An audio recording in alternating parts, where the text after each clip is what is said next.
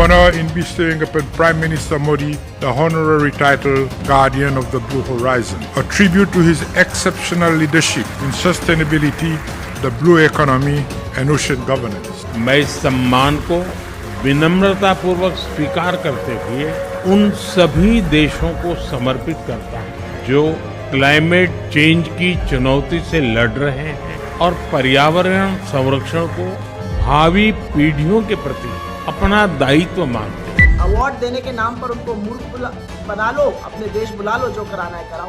মঞ্চে আলো জ্বলছে, হাততালি পড়ছে, আর দূর দেশে বসে প্রধানমন্ত্রী কুড়িয়ে আনছেন একের পর এক পুরস্কার।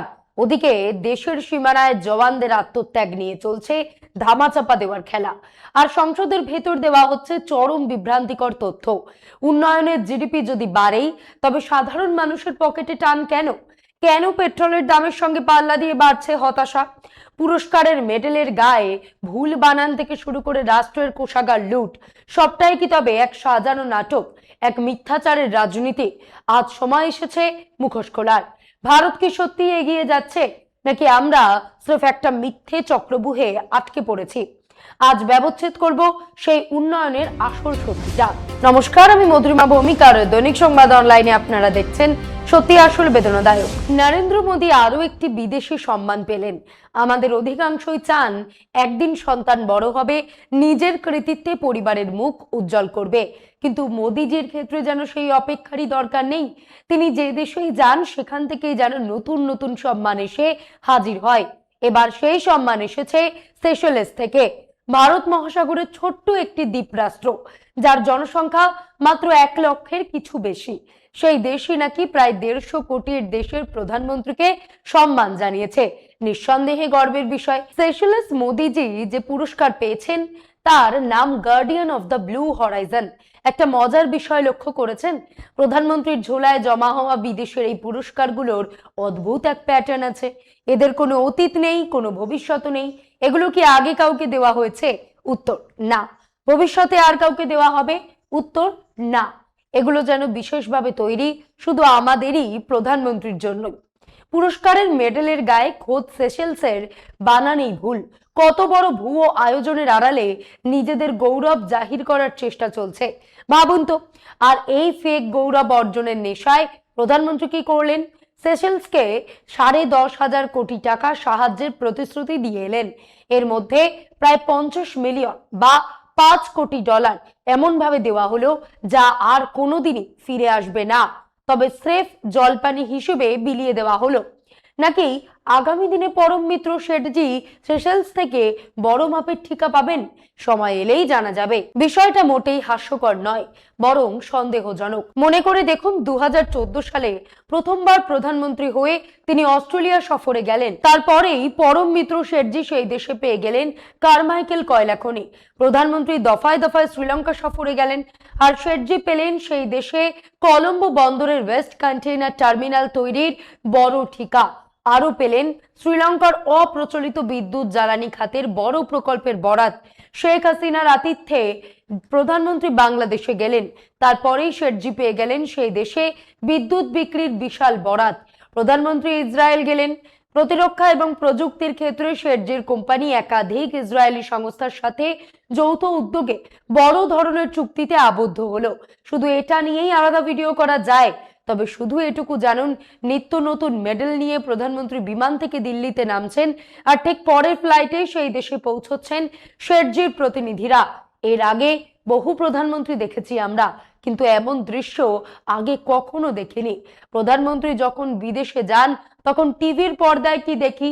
তিনি সেই দেশের বিমানবন্দরে নামতেই শত শত মানুষের ভিড়, প্রিয় নেতাকে এক ঝলক দেখার আকুলতা, হাত মেলানো আর হাত নেড়ে অভিবাদন, পুরো দস্তুর এক অল ইজ ওয়েল ক্লাইমেট। অনেকে ভাবেন এই বুঝি মানুষের স্বতঃস্ফূর্ত ভালোবাসা, কিন্তু আসল সত্যটা বেদনাদায়ক। এসবের পেছনে কাজ করে এক বিশাল অ্যাডভান্স টিম। প্রধানমন্ত্রী সফরের অন্তত 15 দিন আগে থেকেই এরা সেখানে গিয়ে সমস্ত বন্দোবস্ত করে ফেলে। কোনো কিছুই স্বতঃস্ফূর্ত নয়, সবটাই ম্যানুফ্যাকচার্ড, সবটাই সাজানো নাটক। যদি সরকারিভাবে আমন্ত্রণ না জানানো হয় তবে কি সাধারণ মানুষ এত কষ্ট করে সেখানে যেত? মোটেও না। আসলে এই রকম ন্যারেটিভ তৈরি করা যে বিদেশে প্রতিটি মুহূর্ত আসলে প্রধানমন্ত্রীর আত্মমুগ্ধতার বহিঃপ্রকাশ। এবার আসা যাক দেশীয় রাজনীতির সবচেয়ে কলঙ্কিত অধ্যায়, আমাদের সংসদ। সেখানে প্রতিরক্ষা মন্ত্রী স্বয়ং দাঁড়িয়ে বলেছিলেন এক কথা, আর বাস্তবে বেরোচ্ছে অন্য সত্য। আমাদের সংসদীয় কাঠামোয় সংসদ মানেই জনগণের ইচ্ছার প্রতিফলন। আর সেই পবিত্র জায়গায় দাঁড়িয়ে দেশের প্রতিরক্ষা মন্ত্রী যদি জনগণকে ভুল তথ্য দেন, তবে সেটা শুধু ভুল নয়, এটা সংসদীয় বিধিভঙ্গ, প্রিভিলেজ মোশনের শামিল। সংসদে দাঁড়িয়ে প্রতিরক্ষা মন্ত্রী বুক ফুলিয়ে বলেছিলেন, পেহেলগাঁওয়ের প্রত্যাঘাতে পাকিস্তানের সঙ্গে সংঘর্ষে আমাদের কোনো পাইলট শহীদ হননি। গোটা দেশ তখন সেই অভয় বাণীতে আশ্বস্ত হয়েছিলেন। কিন্তু আজ সরকার যখন 6 জনের শহীদের আত্মত্যাগকে সম্মান জানাচ্ছে, তখন প্রশ্ন ওঠে কোনটা সত্য আর কোনটা সাজানো গল্প। বীরদের এই সম্মান কি তবে তাদের ত্যাগের জন্য, নাকি মন্ত্রীর মিথ্যে ঢাকতে তাদের নামকে স্নোবল হিসেবে ব্যবহারের জন্য? গতকাল যারা কেউ মরেনি বলে দাবি করেছিল, আজ তারাই আবার শহীদ খুঁজে বের করছে। এ কি শহীদদের প্রতি শ্রদ্ধা, নাকি নিজেদের ব্যর্থতা আড়াল করার এক নোংরা রাজনৈতিক কৌশল? যে দেশে বীরদের আত্মত্যাগের সংখ্যা নিয়ে লুকোচুরি খেলা হয়, সেখানে দেশপ্রেমের সংজ্ঞাটা কি তাহলে শুধুই ভোটের অঙ্কে সীমাবদ্ধ? এর জন্য মন্ত্রী কি সংসদে এসে দেশবাসীর কাছে ক্ষমা চেয়েছেন? না, নিজের ভুল স্বীকার করার ন্যূনতম সৌজন্য তাদের নেই। যদি তারা তা না করেন, তবে তাদের বিরুদ্ধে প্রথা অনুযায়ী ব্যবস্থা নেওয়া উচিত। কারণ জনগণের আস্থার চেয়ে বড় কোনো দলিল গণতন্ত্রে নেই। আর সেই আস্থা নিয়ে ছেলেখেলা করাটা এক বড়সড় অপরাধ। আমাদের প্রধানমন্ত্রী বিদেশ থেকে পুরস্কারের মেডেল কুড়িয়ে আনছেন, আর এদিকে দেশের মাটিতে সংসদের সম্মান ধুলোয় মিশিয়ে দেওয়া হচ্ছে। এটাই কি আজ আমাদের অমৃত ভারত? এই সরকারের সবচেয়ে বড় সমস্যা কি জানেন? ভুল স্বীকার না করার গোয়ার তুমি। তাদের বদ্ধমূল ধারণা, ভুল স্বীকার করলেই নাকি সরকারের দুর্বলতা প্রকাশ পাবে। এই মানসিকতা থেকেই জন্ম নিয়েছে প্রতিযোগিতামূলক জাতীয়তাবাদ, যেখানে সত্যের চেয়ে মিথ্যের প্রচারই বেশি জরুরি। পাকিস্তানের সঙ্গে লড়াইয়ে নিজেদের জিতিয়ে দেখাতে গিয়ে তারা এমন এক মিথ্যে দুনিয়ায় বাস করছে, সেখানে তথ্যের কোনো বালাই নেই। আর সংসদে দাঁড়িয়ে তারা যা বলে তা যে কতটা দায়িত্ব জ্ঞানহীন তা বলার অপেক্ষা রাখে না। আমাদের দেশ বড় শক্তিও কম নয়, তা বলে প্রধানমন্ত্রীর ব্যক্তিগত শখ মেটাতে, নিজের ভাবমূর্তি চকচকে দেখাতে দেশের খাজাঞ্চি এভাবে খালি করতে হবে? এর কোনো অর্থনৈতিক যুক্তি আছে? জনগণ কি কোনো হিসেব পেয়েছে? উত্তর না। অনেকে বলেন মোদিজির ভক্তমণ্ডলী খুব বিশাল, কিন্তু সত্যিই কি তাই? পরিসংখ্যান তো বলে অন্য কথা। আজ ভারতের মোট ভোটারদের 40% বিজেপির ঝুলিতে নেই। অর্থাৎ এই অন্ধ সমর্থক গোষ্ঠী আসলে ছোট কিন্তু খুব শোরগোলকারী। আপনি পাল্টা প্রশ্ন তুলে বলতে পারেন, দেশের সম্পদ এভাবে অপচয় হলে বিরোধী দলগুলো কি করছে? তারা কি কেবল প্রেস কনফারেন্স আর সংসদের গণ্ডিতেই সীমাবদ্ধ থাকবে, নাকি এই লুটপাটের বিরুদ্ধে কোনো শ্বেতপত্র প্রকাশ করে রাজপথে নামবে? এর বাইরে বিরোধীরা আর কি বা করতে পারেন? বিরোধীদের কণ্ঠ, যা আদতে জনতার কণ্ঠ, তাকে তো দেশের বৃহত্তর দরবারে পৌঁছে দেওয়ার কাজটা তো মূলধারার মিডিয়ার।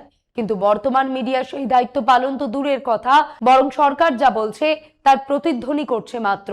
মনে করে দেখুন মনমোহন সিং সরকারের শেষ দিনগুলোর কথা। তখন কি শুধু আন্না হাজারের আন্দোলন বা 2G কমনওয়েলথ দুর্নীতির কারণে পরিস্থিতি বদলেছিল?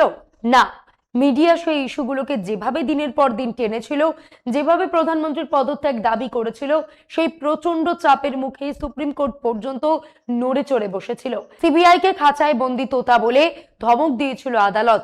মিডিয়ার সেই তেজি ভূমিকা ছিল বলেই তখন দেশের আবহাওয়া বদলে গিয়েছিল। তবে হ্যাঁ, সবখানেই যে অন্ধকার তা কিন্তু নয়। সম্প্রতি রাম মন্দির সংক্রান্ত বিষয়গুলোতে মিডিয়ার এক ক্ষুদ্র অংশের মধ্যেও যেন অস্বস্তি দেখা দিয়েছে। কারণ এটা শুধু বিরোধীদের ইস্যু নয়, খোদ আরএসএস এবং বিজেপি সমর্থকদের ক্ষোভের আগুন জ্বলছে। সোশ্যাল মিডিয়ায় তাদের ভাষায় যে ঘৃণা আর ক্ষোভ ঝরে পড়ছে, তা দেখলে চমকে উঠতে হয়। তারা প্রকাশ্যেই বলছে আরএসএস এর নৈতিক পতন হয়েছে। মোহন ভাগবত মৌন চুপ। এই ক্ষোভের সামান্য প্রতিফলন আমরা কিছু পদক্ষেপেও দেখেছি, কিন্তু সরকার তারা এখনো চরমভাবে রক্ষণাত্মক। তারা এখনো প্রধানমন্ত্রীকে এই প্রশ্ন করে না, কেন মন্দিরের অসাধু ট্রাস্টকে ভেঙে দেওয়া হলো না? সুপ্রিম কোর্টের নির্দেশে গঠিত এই ট্রাস্টের দুর্নীতি যখনই সামনে এলো, তখনই সরকারের উচিত ছিল একে তড়ি ঘড়ি ভেঙে দেওয়া। এটাই ছিল রামের প্রতি শ্রদ্ধার একমাত্র উপায়। কিন্তু সরকার নীরব, কেন? কারণ তারা জানে এই ট্রাস্ট তাদের নিজেরই সৃষ্টি। আজ যদি মিডিয়া, আরএসএস বা বিজেপির এই অন্দরের ক্ষোভকে সাহস করে সামনে নিয়ে আসতো, তবে সরকারের ভিত কেঁপে উঠতো।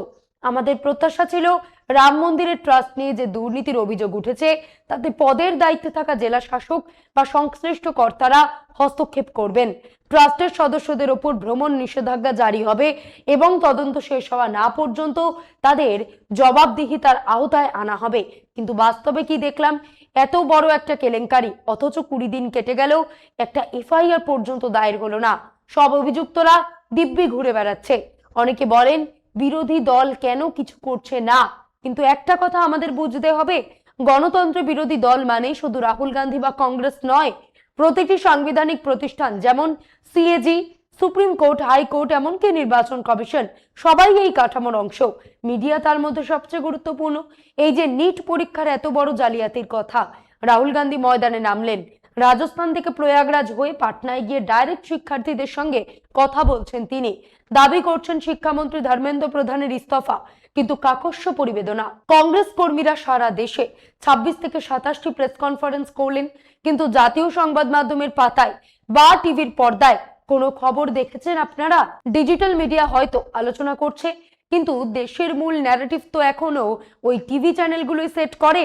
তাদের কোটি কোটি দর্শকের কাছে যদি সত্যি পৌঁছতে না দেওয়া হয়, তবে মানুষের ক্ষোভ কিভাবে তৈরি হবে? সবচেয়ে বড় সত্য হলো আজও আমাদের দেশের সাধারণ মানুষের কাছে টিভির রিচ ডিজিটাল মিডিয়ার চেয়ে অনেক বেশি। টিভি চ্যানেলগুলো তাদের মূল মাধ্যমের পাশাপাশি ডিজিটাল স্পেসেও সমান শক্তিশালী। তাই তারা চাইলেও সত্যের পাহাড় গড়ে তুলতে পারে, আবার চাইলে মিথ্যের খই ভাজতে পারে। রাষ্ট্রীয় ব্যবস্থার সমস্ত মিথ্যেচারকে পাল্টা অভিনন্দন জানিয়ে অষ্টপ্রহর প্রচার করতে পারে। তাই বিরোধী দলকে শুধু কাঠগড়ায় দাঁড় করিয়ে লাভ নেই। আসল লড়াইটা অর্থনৈতিক বৈষম্য, নিটের মতন পরীক্ষা জালিয়াতি এবং সরকারের আর্থিক দুর্নীতির বিরুদ্ধে। এই ইস্যুগুলো যদি বিরোধী দল ঐক্যবদ্ধভাবে মানুষের কাছে নিয়ে যেতে পারে, তবেই পরিস্থিতির বদল সম্ভব। 2011 থেকে 12 সালে মনমোহন সিং সরকারের সময় ঠিক যেমন একটা বাতাস তৈরি হয়েছিল, আজও পরিস্থিতি অনেকটা তেমনই। তফাৎ শুধু একটাই, সেদিন মিডিয়া সক্রিয় ছিল, মিডিয়া গণতন্ত্রের চতুর্থ স্তম্ভের দায়িত্ব পালন করেছিল, আর আজ মিডিয়া পুরোপুরি নীরব। আজ এই মুহূর্তে দাঁড়িয়ে প্রশ্নটা করা জরুরি, গভর্নেন্স বা সরকার কি আজ পুরোপুরি পক্ষাঘাতগ্রস্ত? রাম মন্দিরের মতন ইস্যুকে সামনে রেখে আপনারা হিন্দু পুনর্জাগরণের কথা বলেন, সেই মন্দিরেই যদি দুর্নীতি হয় এবং সরকার নির্বিকার থাকে, তবে একে প্রশাসনিক ব্যর্থতা না বলে কি বলবেন?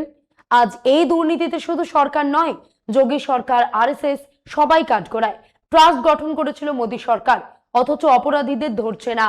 যোগী সরকার এফআইআর করতে গড়িমসি করছে, সুযোগ দিয়েছে প্রমাণ লোপাটের।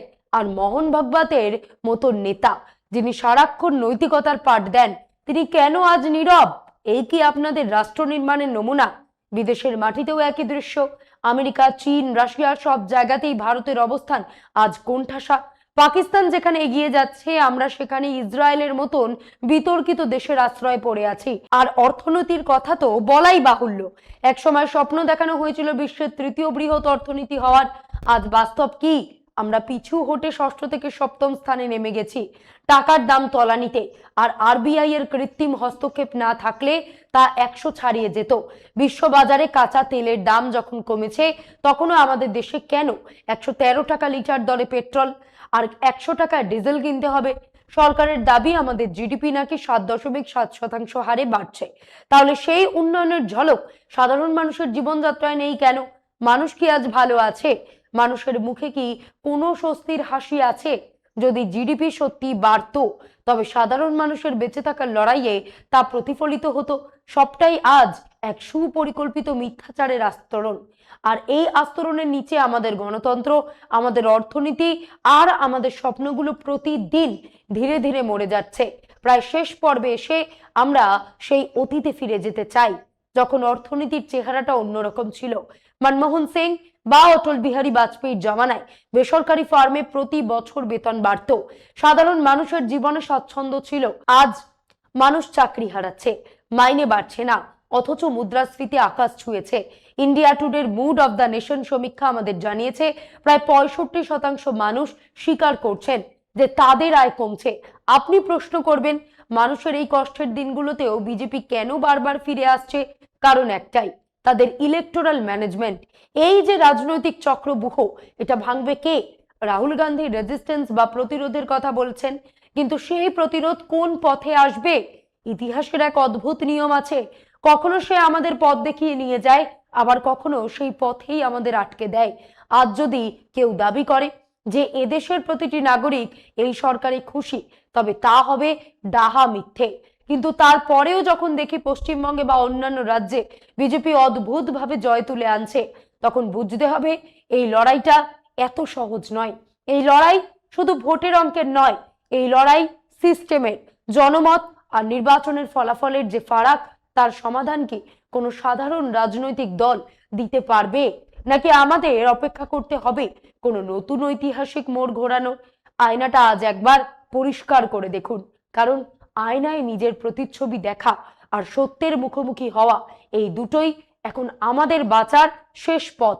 মনে রাখবেন, অন্ধ সমর্থন আর মিথ্যার মোহে একদিন রাষ্ট্র খাদের কিনারায় গিয়ে দাঁড়ায়, আর তখন কোনো পুরস্কারই দেশকে বাঁচাতে পারে না। আজ এই পর্যন্তই। এমন আরো বিষয় জানতে অবশ্যই সাবস্ক্রাইব করুন, লাইক, কমেন্ট আর শেয়ার করুন।